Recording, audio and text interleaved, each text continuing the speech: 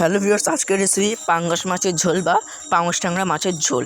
তো আমি ফার্স্টে অল্প করে তেল দিয়ে দিয়েছি, একটা শুকনো লঙ্কা দিয়েছি আর একটু কালো জিরে দিয়েছি। পাতলা করে কিন্তু আমি ঝোল করব পাঙাশ ট্যাংরা মাছের।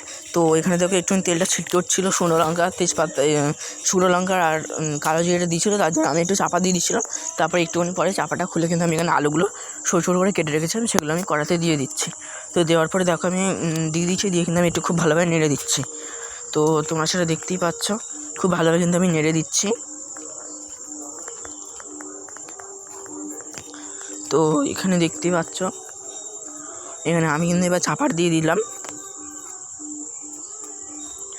তো এবার দেখো আমি এখানে কিন্তু একটু চাপাটা খুলে নিয়ে আমি এখানে স্বাদ মতো নুন দিয়ে দিচ্ছি।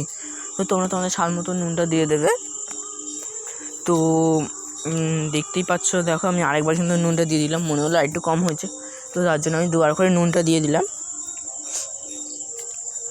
তো এখানে দেখতেই পাচ্ছ তোমরা। তো এখানে দেখো আমি এবার নুনটা মিশিয়ে দিচ্ছি খুব ভালোভাবে কিন্তু আলুর সাথে।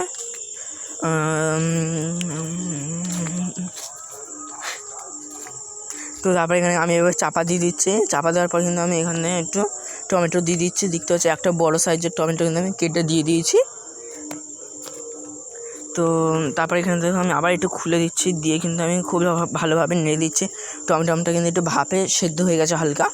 তো এখানে তোমরা দেখতে পাচ্ছ, এবার দেখো আমি কিন্তু এবার চাপাটা খুলে নিয়ে কিন্তু খুব ভালোভাবে নেড়ে দিচ্ছি। নুনটা যেহেতু দেওয়া ছিল, তারপরে চাপা দিয়ে আমি যেহেতু চাপা দিয়ে দিয়েছিলাম, তার জন্য আলু আর টমেটো কিন্তু দুটোই মোটামুটি সেদ্ধ হয়েছে। তারপরে এখানে পরিমাণ মতন আমি হলুদটা দিয়ে দিচ্ছি। তো তোমরা সেটা দেখতে পাচ্ছ, তোমরা তোমাদের পরিমাণ মতন হলুদটা দিয়ে দেবে, আমি আমার পরিমাণ মতন দিয়ে দিলাম হলুদটা। তো তারপরে এখানে দেখো খুব ভালোভাবে কিন্তু আমি নেড়ে দিচ্ছি।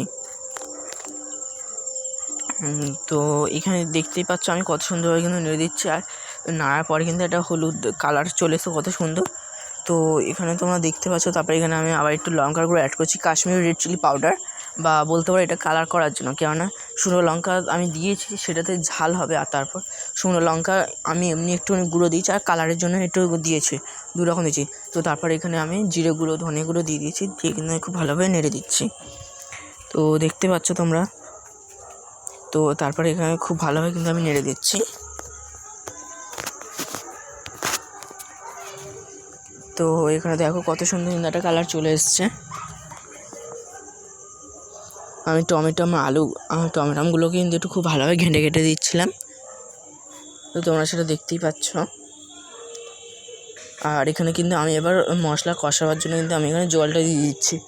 এখানে কিন্তু আমি এখানে আদা রসুন কিন্তু কিছু ইউজ করি, আমি নিরামিষভাবে দেখাচ্ছি তোমাদের সাথে শেয়ার করছি।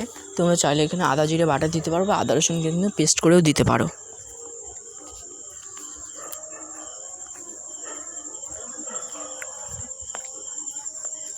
তো এখানে দেখো আমি মশলা খুব ভালো কষানোর জন্য অল্প করে জল দিয়ে আমি একটুখানি চাপা দিয়েছিলাম, সেই ক্লিপটা তোমার সাথে দেখানো হয়নি।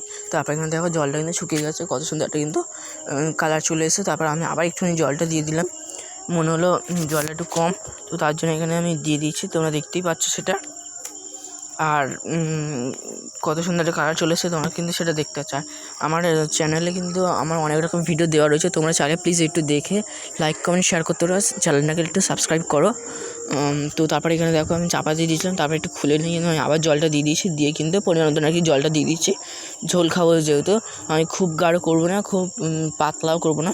তারপরে এখানে দেখো আমি মাছটা কিন্তু পাঙ্গাস মাছটা কিন্তু আমি ভেজে রেখেছিলাম, সেটা আমি কড়ার মধ্যে দিয়ে দিলাম, মানে এবার দিয়ে দিচ্ছি। এখানে তোমরা চাইলে কিন্তু যখন ঝোলটা ফুটে উঠবে তখনও দিতে পারো, বা এমনিও কিন্তু জলটা দেওয়ার পরেও দিতে পারো। আমি এখানে জলটা দেওয়ার পরেই দিয়েছি।